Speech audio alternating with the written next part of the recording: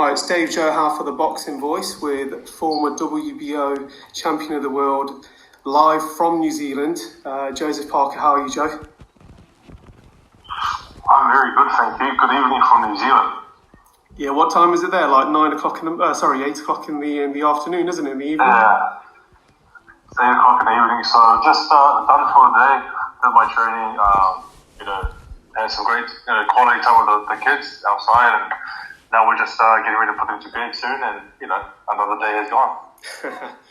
And how's it been during the pandemic? I mean, training-wise, am I right in thinking that the Prime Minister over there is easing down lockdown restrictions? Yeah, the Prime Minister here took action straight away when the virus sort of first hit, and we're on lockdown for 4 weeks, level 4, and so now it's coming on level 3.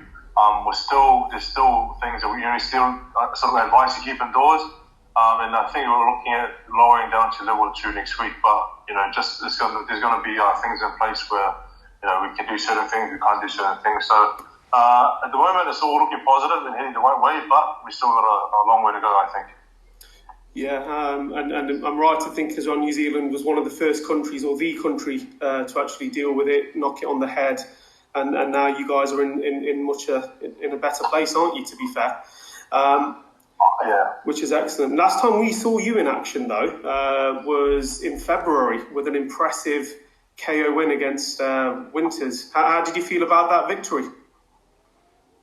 I'm glad that Winters took the fight. I think we had 6 or 7 options of fighters that we were looking at fighting, but no one took the fight, or no one wanted the fight. So I'm glad that Winters took the fight, and it was good to come off with a win, and impressive win with a knockout. And it was good to start off the year, with a good solid fight.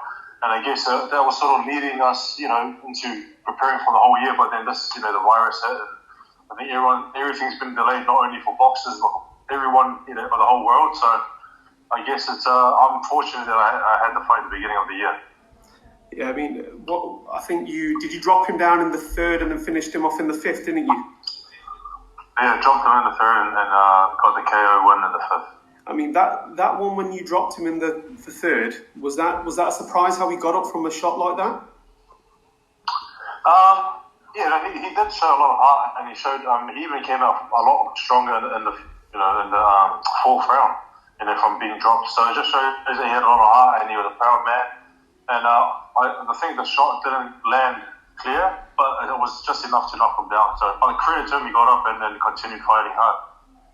Brilliant. And there's been talks, I read a few hours ago, that you could be fighting as early as August, and it could be Lucas Browne. Is that more or less a done deal, or we're waiting on Lucas's side? At the moment, I just left it to the management team, and obviously Matchroom and Eddie Hearn and Matchroom to sort of, see if they can make a fight happen. We're still in the stages of the pandemic, so I think they're working hard behind the scenes to see if there's any possibility of making a fight happen. And there's a few names that they're talking to. I just said, whatever you guys think, just give, I'll fight anyone.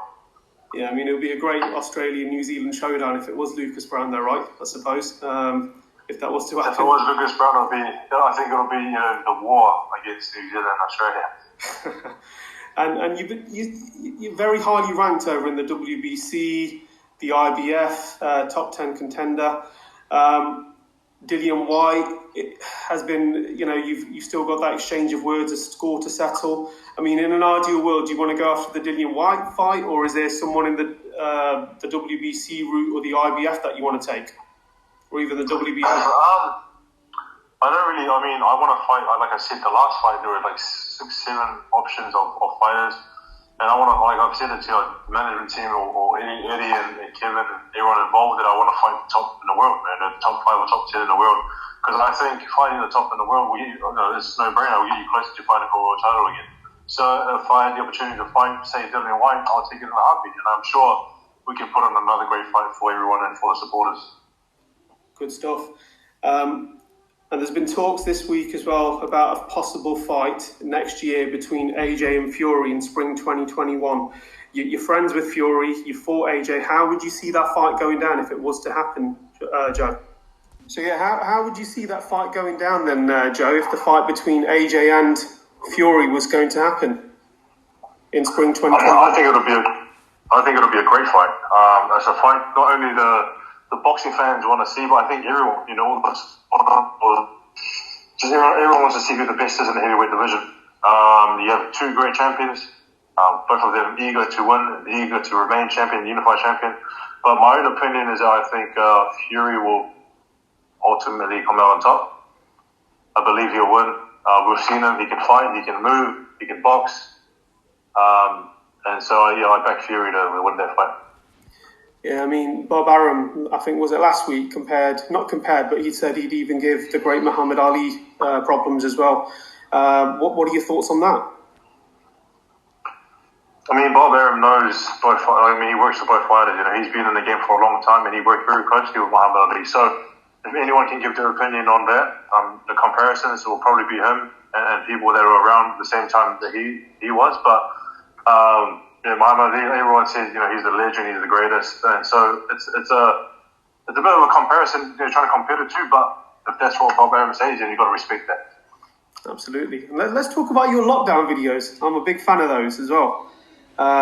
Your latest one being the Back to the Future one, which was awesome. What gave you the idea to do those?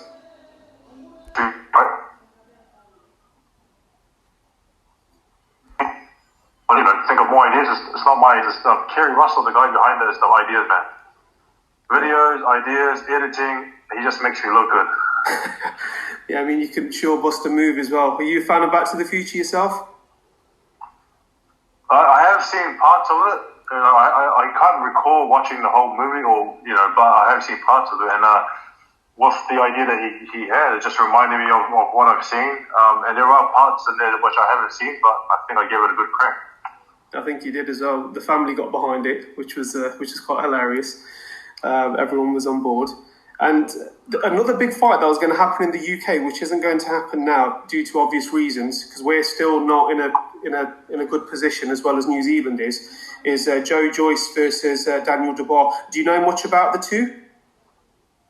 Yeah, I've met both guys, and I think that's going to be a great fight because you have two guys who are unbeaten, and fairly sort of fresh in the heavyweight division in terms of the amount of fights they've had. I think it's a great fight. Who would you see the winner out of those two, Joe?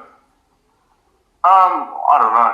I'm on the fence of this one. I mean, you got Dubois, who's very young and hungry, and then you got Joe Joyce with a lot of experience, amateurs, and so it's one of those fights that I think everyone's just interested to see. Brilliant. Is it the WBA? You're not ranked as high. Are you surprised at that? No, I mean the rankings are just it's good to have your ranking in the world. And the WBO are quite high. IBF and WBC have me in there.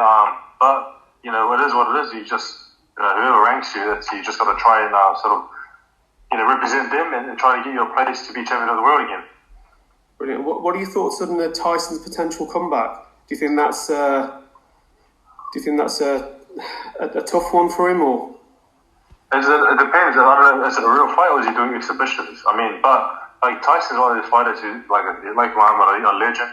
Ferocious, speed, power, everything, and he looked pretty dangerous on the pad. So if he is going to come back for a fight, everyone's going to be so interested to see how he does. Brilliant, Joe. Have you got a message for the fans about staying positive and keeping fit? Yeah, I know it's hard at this time, but I reckon one of the most important things is to find time each day to train. You don't need fancy equipment. You can just find a space. And you can do exercises with your body weight.